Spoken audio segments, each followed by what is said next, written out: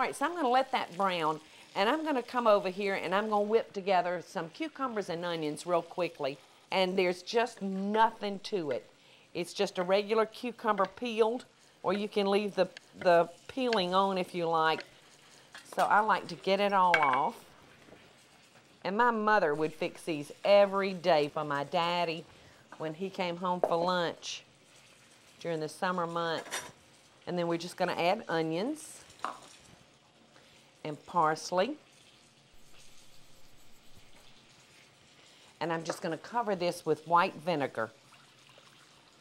It's delicious with black-eyed peas and mashed potatoes and fried chicken. You just got that little bit of twang to go along with the sweetness of that fried chicken meat. So that's all we have to do. In fact, I'm not even going to bother refrigerating mine. I'm just going to sit it back there because I really like mine at room temperature.